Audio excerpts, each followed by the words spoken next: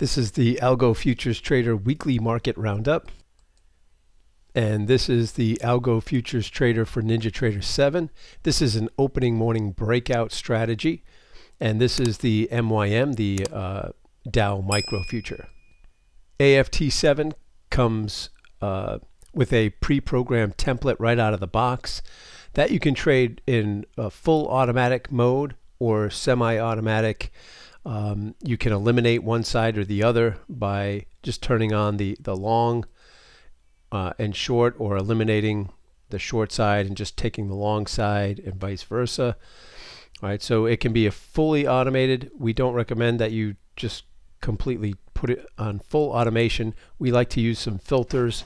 So if when the market opens, if we can eliminate one side, if we could eliminate the short side or eliminate the long side and just stick with one side, all right, then you can do better.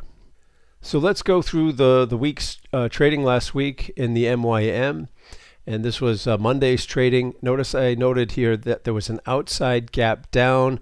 That told us the bias would be to the downside, and so what we could do at the open is eliminate the long trades. So all this mess up top here, you could have eliminated and just stuck with the short trade. So there was a short trade right out of the box that didn't go, but what tends to happen on these outside gap down days is if this doesn't just go right away, they'll rally up into 10 o'clock, and you can see this is right around the 10 o'clock time here. At 10 o'clock, things roll over, right? And then we got the breakout to the downside there, and this is based on a 3-lot, so it took 2/3 of the position off here in profit, and the third on a trailing stop taken out here. All right, so that's just one of the filters that we can use to help us eliminate one side or the other at the open. All right, so on Tuesday, let's take a look at Tuesday's action here.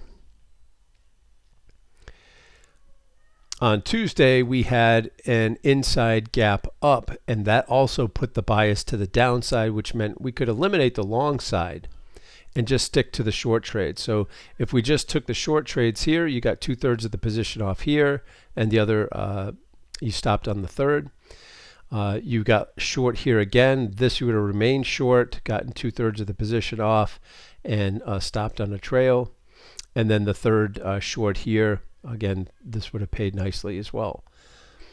All right, so basically just eliminating the long side, sticking with the short side based on the gap bias. And the bias on these inside gaps is that these gaps are going to fill. So another inside gap up put the bias to the downside here, which meant we would have taken the short trade here, got stopped on that, and the price MYM here reversed to the long side pretty much the rest of the day, though it was pretty choppy after that initial move up here. So this is one day, and typically, a bias, any kind of filter is not 100%, right? We're just looking for an edge. And the gaps, these inside gaps fill about 70% of the time. Depending on the time period, can be between 70 and 80% of the time these gaps will fill. So we can use these as a nice filter, but it's not 100%. We do have other filters, that told us here that the Dow is a stronger market, and that we might consider the long side there. But at any rate, when we come into our next day here now, here's where we have an outside gap up.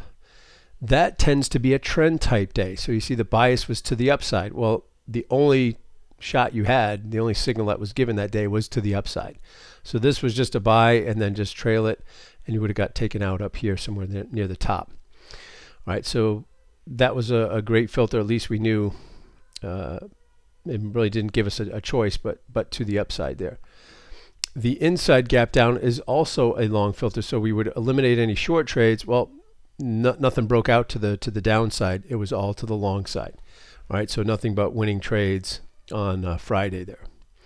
All right, hope that's helpful. We'll come back and take a look at the alpha bias and trendometer filters next week.